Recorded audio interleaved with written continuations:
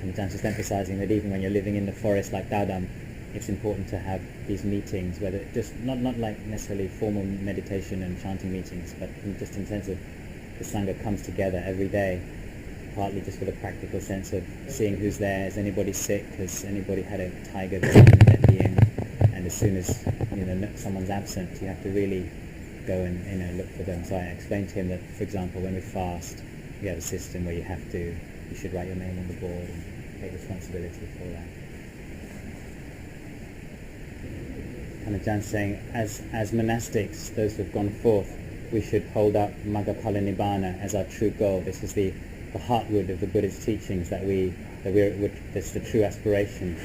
But in the meantime, in our early days, the preliminary, the starting phase of our monastic and spiritual training, then it's important to do all the basic duties, and these will be laid out and led and taught you by whoever's the ajahn, whoever has somebody has a few pansas experience and is capable to lead and teach, show you the way. So it's very important that you do follow what the ajahn tells you to do, because these practices are the foundation for the higher practices.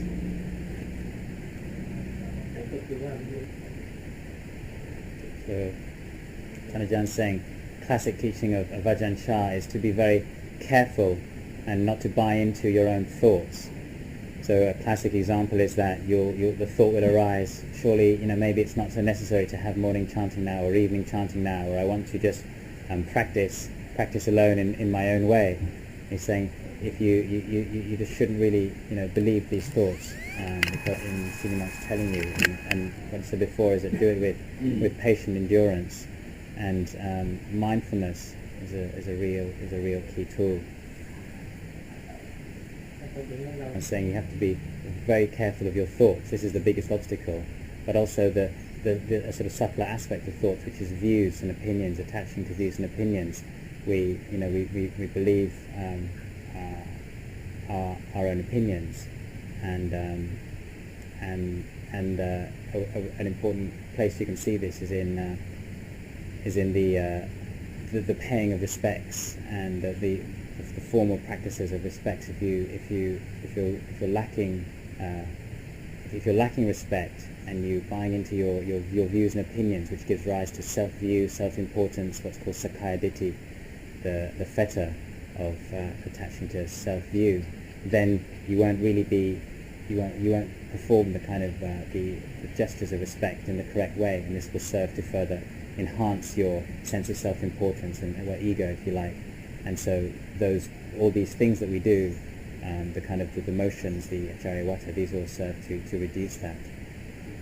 Just actually before, what Tanajan said was that he said that as young monks, when he was talking about doing the Korwat, as young monks you don't have to use your minds very much, you don't have to use your thinking, and it's that thinking which is a sort of big obstacle to samadhi. So you're in a very lucky situation. You just have the Tamwat Chow, Tamwat Yen, the Korwat, the Acharya Wat, and just do those things, and you can do those in a very sort of with quite a free mind, and so you still have a lot of time left, the freedom of mind for practice. And yeah, so the Korwat Patibat, the routine and all the little things we do, the monastic duties, this is the basic foundation for our practice, and it will give you a very clear way to see if at times your mind begins to protest and object to doing all of these things, then you'll see very clearly what your relationship to it is. So whether the Ajahn says to come together and practice in a group, that's fine. There may be times to practice on your own, but for a senior monk, the senior monk has to have strength in order to look after everybody and see where everyone's at. So the Korwat is actually something which facilitates that aspect of seeing and being able to look after everybody, because you have a kind of clear sense of where people are at. The Korwat also, when everybody takes it on, it makes for a very warm and harmonious. Oppun means like warm and cozy. It creates a warm and cozy feeling in the Sangha and gives gamlangjai, gives strength of mind and enthusiasm for the right time, for practice. And then when the time is right, samadhi will arise, or you can develop your samadhi. You have to, at that time, then you have to turn all your attention to your arom kamatan, that means your meditation object. And this is the purpose of this, is a skillful means to make your mind peaceful. But this is very, very difficult. The still mind is very difficult to attain. And so what we have to have is a sati, mindfulness, in the pachuban, in the present moment. If we don't have this mindfulness in the present moment, or our mind simply refuses to attain or just is unable to realize that peace, then it's very easy to lose heart and to lose confidence in the practice. But if you just attain even a small amount of sangop, this peace of mind, then effort and energy will arise naturally, because you'll see straight away that there are results.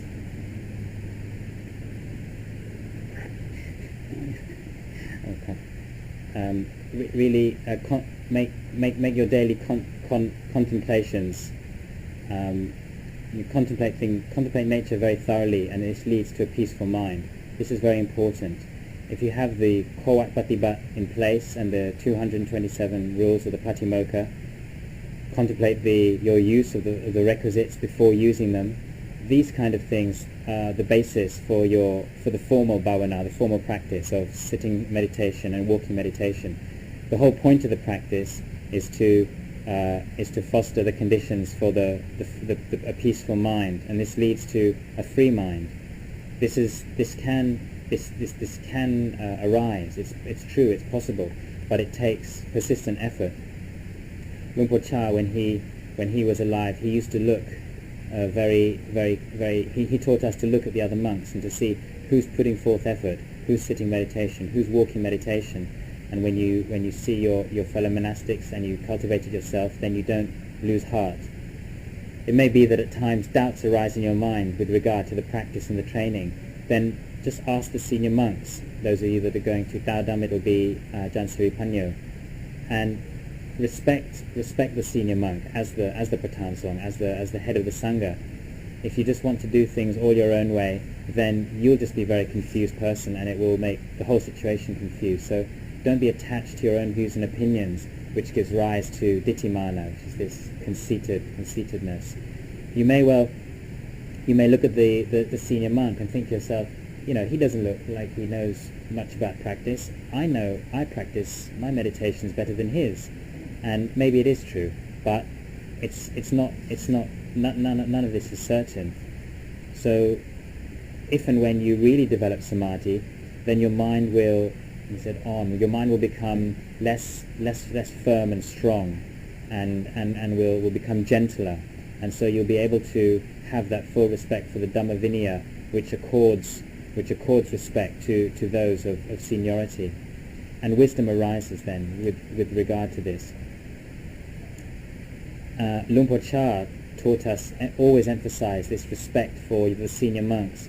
We had to pay respects to all the Theras according to their pansas, and this was very good for preventing kilesas from arising, and again was a foundation for samadhi to arise. So train yourselves in this way. So in our attempts or in trying to develop samadhi, we have to use kwam otthon, which is patient endurance, or khanti varami. Samadhi does not arise easily, especially in places like deep forest areas, because there's often things like fear arising, and if the mind still has no inner refuge, the mind will straight away begin to proliferate and brungtang, and this leads to much suffering. But this is the mind of Kwamlong, is delusion or ignorance. When samadhi does arise, then panya arises, and all your fears will subside and abate. And finally you will be able to let go of the attachment to the rupa dhamma and nama dhamma. So this is the best way, this is the correct way to train yourself in a fearful or dangerous environment.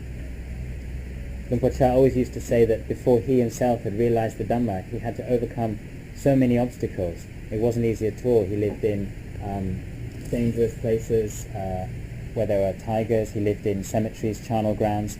But he overcame all of these things in order to realize the Dhamma that he did. So if we see the value of his teachings and wholeheartedly take them on and practice them, this will lead to peace of mind, and satipanya will arise. So this year it's been 16 years since his death, and even though all of you have ordained after that period, Luang Por Chah's direct disciples, the Kruba Ajahns, like Thanajan Anand himself, have now carried on the tradition and are handing them down to you. So this is very fortunate. So it's as if you're getting the teachings from him. This leads to great benefits. Your faith, the faith that you have to come and ordain, will increase, and so will your mindfulness, and mindfulness will lead to wisdom. So on a day like today, we have the refuge of Luang Por Chah in our hearts, or make a refuge in our hearts, thinking of Luang Por Chah by doing this Patipati Puja. That's to say the way of practicing by making offerings, or devotional offerings. So lastly, may all of you, whether you're going to Daudam or staying behind for this period of Wat Banana Chat, may you all grow in the Dhamma. So does anybody have any questions? Thanajan's really giving us a lot of time and attention. Does anybody have any questions? Thanajan answered, when your body is sick, and particularly if you're experiencing pain, then it's time to clearly contemplate and clearly investigate the nature of the body. And Luang Por Chah always taught us to try to go beyond Vedana, go beyond physical sensations or pain. If you see Vedana, if you see pain as self, then this will lead to dukkha. So learn to separate it out. Thanajan relates a time when he ตอนไปกราบหลวงพ่อพุธก่อนในตอนที่ท่านที่โรงพยาบาลใช่ไหมครับ Luang Por Phut was one of the senior Kruba Ajahns who passed away less than 10 years ago, a disciple of Luang Por Man, and he died of cancer. So Thanajan went to visit him in the hospital when he already had cancer, and he said, how are you feeling? Luang Por, how are you feeling? And Luang Por said, oh, I'm absolutely fine. And then just a few days later he died. So Luang Por Phut's mind had no attachment to Nama Rupa. He knew how to separate it up. He had a free mind. And this free mind, in developing this free mind, is also a very good way to simply reduce your attachment to sense of self, the tua ton. So when you're sick or in pain, just contemplate Rupa and Nama. Pain is simply an aspect of the body. The physical pain isn't bound up with your mind. But if you attach to it, if you attach to your body as self, then dukkha will arise. So this is the way to go beyond Vedana.